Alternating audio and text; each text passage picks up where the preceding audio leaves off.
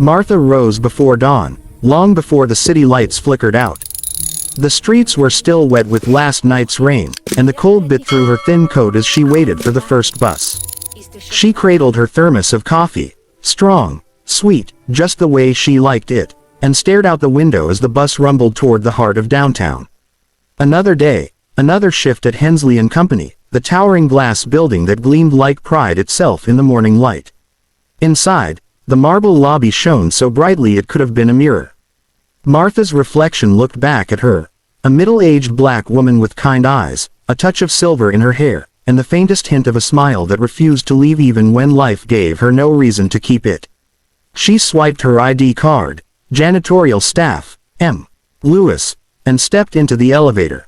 By the time the clock struck 6, she was already at the 22nd floor, where the executives worked, before most of them even woke up. She started in the break room, humming softly to herself. The melody, a tune her grandmother used to sing in the old house in Georgia, filled the still air. She scrubbed coffee stains off the counter, straightened the chairs, and emptied the overflowing trash cans. She noticed how people never cared to rinse their mugs or throw away their takeout boxes. Some things don't change, she murmured with a half-smile. By 7, the first employees began trickling in. They swept past her with expensive shoes clicking on polished floors, the smell of designer perfume and arrogance trailing behind. Most didn't say hello, some didn't even notice her. But a few did, in their own cruel way. "Hey, you missed a spot," one of the junior associates called out, smirking as he pointed to an invisible speck on the floor. His colleagues laughed, adjusting their ties. Martha looked up, met his gaze for a moment, and simply said, "Don't worry, sir. I'll get it." Then she turned back to her mop. Her voice was calm, but her hands moved with purpose, steady, practiced, and unbothered. At 8, the office was alive with chatter, phone calls, and the constant clatter of keyboards. Martha slipped from room to room, invisible yet ever present. She noticed everything. Who came in late, who barked orders, who looked tired but kept smiling anyway. Years of watching had taught her that character revealed itself in small moments. How people treated the quiet ones, the servers, the cleaners. A group of interns gathered near the water cooler, whispering, "Can you imagine cleaning floors for a living?" One of them giggled, "I'd rather starve." Martha kept her back turned, polishing the glass door nearby. You wouldn't last a day, she thought silently, but she said nothing. Silence, she knew, was its own kind of power. By mid-morning, she stopped to rest near the window. The city stretched far below. Cars crawling, people rushing, the world always moving too fast. From this high up, everything looked small. She liked that view. It reminded her that she'd climbed higher once, that she'd built something with her own hands, long before life took unexpected turns. But no one here knew that, and she preferred it that way. "Hey, Miss Martha," a familiar voice called. It was Julia from accounting, one of the few who treated her kindly. "You always make this place smell so fresh." Martha smiled, grateful for the small kindness. "Just doing my job, baby," she said warmly. "That's why we love you," Julia replied before hurrying off to her desk. When the elevator doors opened again, a tall, sharp-dressed man stepped out, Mr. Grayson, the operations director. He barely glanced her way as he strode past, phone glued to his ear. Yes, the cleaning lady's here. Don't worry, this place will sparkle. Before the boss comes," he said into the receiver, his tone half joking. The cleaning lady, that's what they all called her. As if she didn't have a name. But Martha didn't take offense. She'd learned long ago that respect earned in whispers lasts longer than praise shouted in crowds. She glanced at her reflection again in the polished conference table, the same woman who had once sat on the other side of such a table, wearing a different kind of suit, signing checks instead of scrubbing stains. A flicker of memory passed through her, the smell of fresh ink, the sound of her father's voice telling her, "Never forget where you came from, and never think you're above anyone." Her father had built Hensley and Company with his bare hands, back when it was just a small firm with one office and 2 employees. After his passing, Martha had taken over quietly, managing the company from the shadows while others handled the spotlight. She wanted to see how people treated those they thought were powerless. And every day, she got her answer. As the morning sunlight spilled across the floor she'd just finished mopping, Martha leaned on her cart for a moment, listening to the rhythm of the office. Laughter, gossip, ambition. It was a symphony of pride and pretense, and she was the invisible conductor keeping it clean, balanced, running. When a young executive brushed past her without a word, knocking over her bucket slightly, she steadied it before the water could spill. "Careful," she said softly, though he didn't turn back. Her lips curved into a small, knowing smile. The world had a funny way of circling back, and soon enough, every one of them would learn exactly who Martha really was. The Monday morning air was thick with nervous energy. Something was different. The sound of high heels echoed more sharply across the marble floors, the scent of strong coffee mixed with tension. Word had spread quickly over the weekend. The mysterious owner of Hensley & Company was visiting for a surprise inspection.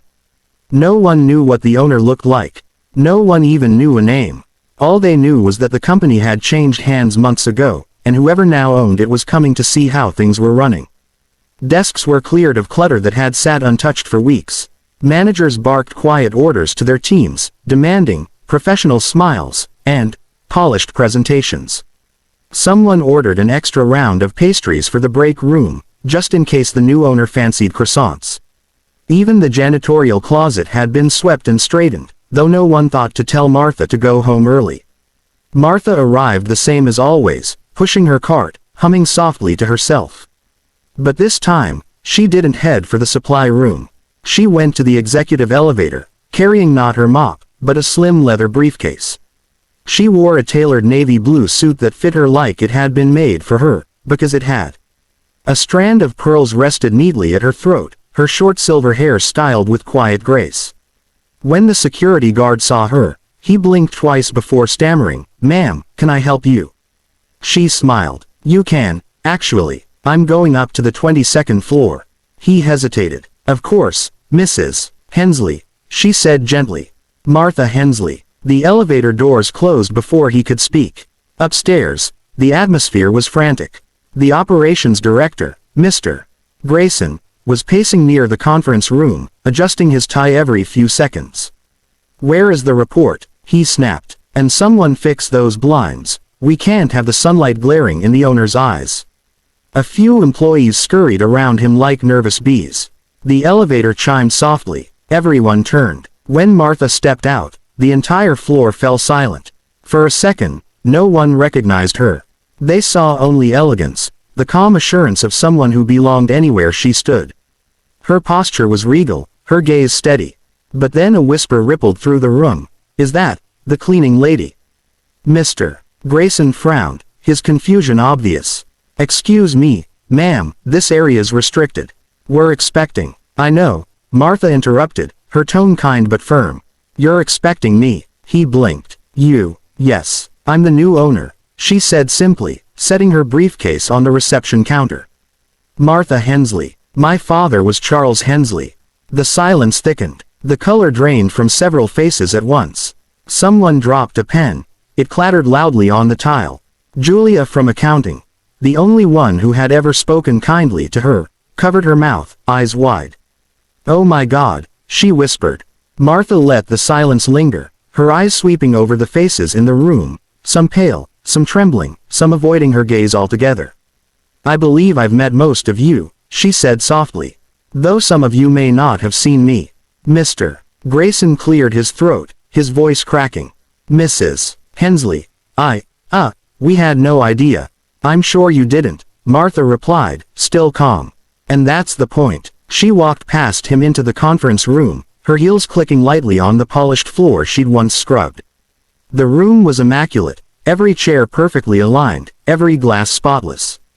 "Beautiful," she murmured. "You've all worked so hard to impress someone you've never met. I wonder what might have happened if you'd shown that same care to the people you see every day." Nobody spoke. Some looked down at their shoes. A few flushed with shame. She placed her briefcase on the table, opened it, and pulled out a thin folder. "I've been here for 6 months, she said, looking around. "Not as your boss, as your cleaner. I wanted to see this company the way my father built it, from the ground up. I wanted to know the people behind the glass walls and fancy titles." Her words were gentle, but they struck deep. Martha looked directly at one of the young associates, the one who had once mocked her for missing a spot. His jaw tightened as she smiled at him, not cruelly but knowingly. "I've seen how you treat each other," she continued. "And I've seen how you treat the ones who make this place shine before you ever arrive. That says more about character than any quarterly report." Mr. Grayson swallowed hard. "Mrs. Hensley, please understand." "Oh, I understand perfectly," Martha said, her tone turning to steel. "My father believed in respect before profit. Somewhere along the line, that got lost. It's my job to bring it back." She closed the folder and clasped her hands. "No one here will lose their job today. That's not how I lead. But there will be changes, real ones. And they start with how we treat the people who work in the shadows." The room stayed silent, heavy with realization. A few employees exchanged glances, guilt written across their faces. Martha took a step back, her expression softening. "Now, if you'll excuse me," she said, "I think I'll have that cup of coffee I was never offered." And with that, she walked toward the break room, the same place she had once scrubbed every morning, her head high and her steps measured. As she passed, people moved aside instinctively, parting like water around a steady stone. For the first time, they saw her not as the cleaning lady, but as the woman who owned everything around them, the walls, the desks, the future of their careers. And somehow, they knew the building had never felt cleaner. The rest of the week passed like a storm that refused to quiet down. Whispers followed Martha wherever she went. The same employees who once brushed past her without a word now greeted her with stiff smiles and nervous small talk. The hum of gossip filled the office, half disbelief, half guilt. "Can you believe it?" one whispered in the corridor. "She was cleaning the floors last week. She's the owner." Another hissed, "What if she remembers what we said?" Martha remembered everything, every smirk, every dismissive glance, every careless command. But she carried none of it like a weapon. She walked through the building with quiet grace, her heels replacing the soft squeak of rubber soles. It wasn't revenge she wanted. It was reflection. That Friday, she called a company-wide meeting in the main conference hall. The same one she had mocked 1,000 times. The employees filed in, managers in tailored suits, assistants clutching notepads, interns looking as though they'd rather melt into the carpet. The hum of discomfort was thick in the air. Mr. Grayson sat near the front, tugging at his collar, avoiding her eyes. Julia sat 2 rows back, her face bright but anxious. When Martha entered, the chatter fell into absolute silence. She wore a crisp white blouse and a dark skirt, simple, elegant, unmistakably authoritative. She walked to the podium and rested her hands on it, her calm gaze sweeping across the room. "I've been thinking a lot this week," she began, her voice even and warm. "About how this company looks, and what it feels like." She paused. "It looks beautiful. The offices shine, the reports read well, and our name carries weight. But feelings, they don't polish as easily, do they?" A few people shifted uncomfortably in their seats. "When I was a girl," Martha continued, "I watched my father build this company from nothing. He believed in 2 things, hard work and respect. He used to say, 'Martha, how you treat the lowest paid person in the room says more about you than how you treat the CEO.'" She smiled faintly. "I wanted to see if that still meant something here." She leaned forward slightly, her eyes steady. "So I came back, not as an executive, not as a Hensley, but as the woman who mocked your floors." A few gasps rippled through the crowd. She ignored them. "In those 6 months, I learned a lot about this company, about its habits, its heart, and its people.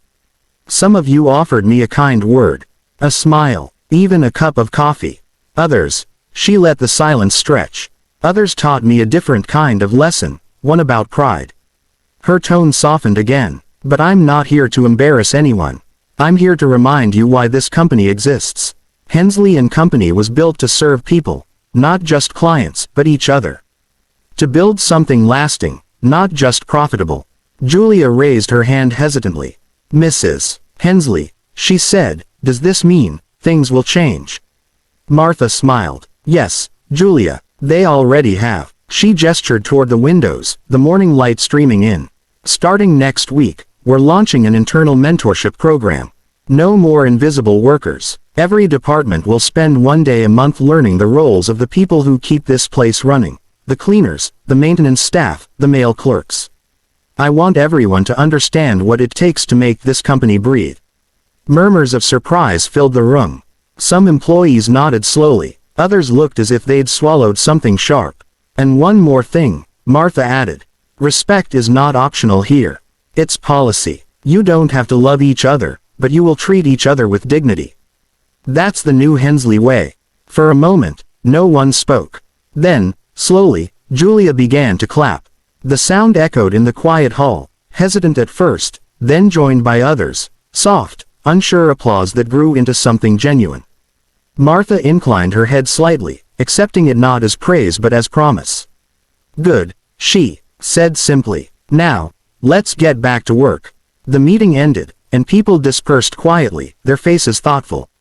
Some looked ashamed, some looked inspired, but all of them looked changed. Later that evening, when the last of the staff had left, Martha walked the halls alone. The office was dim and still. She paused in front of the janitorial closet, her old refuge. The mop, the bucket, the familiar scent of cleaning solution, it all sat just as she had left it. She stepped inside, ran a hand over the handle of the broom, and smiled. Footsteps echoed behind her. It was Mr. Grayson. His expression was humbled, his usual sharpness gone. Mrs. Hensley, he said quietly, I owe you an apology. I didn't treat you right. None of us did. She turned to face him. You don't owe me anything, Mr. Grayson. Just do better. For them. For yourself. He nodded, his throat tight. I will. Martha gave him a small, genuine smile. That's all I asked. When he left, she lingered a while longer, then carefully picked up an old cleaning cloth and laid it neatly on the conference table, the same one where she'd revealed herself days before. This built my discipline, she whispered to the empty room. The rest, that's just business. The city lights shimmered through the windows as she turned to leave. The reflection staring back at her wasn't the cleaning lady anymore. It was a leader, tempered by humility, strengthened by grace. And for the first time in years, Martha Hensley felt her father's presence in every corner of the company he had built. She walked out into the night, her heels clicking softly against the floor she once polished, the sound a quiet anthem of victory, not over others but over pride itself.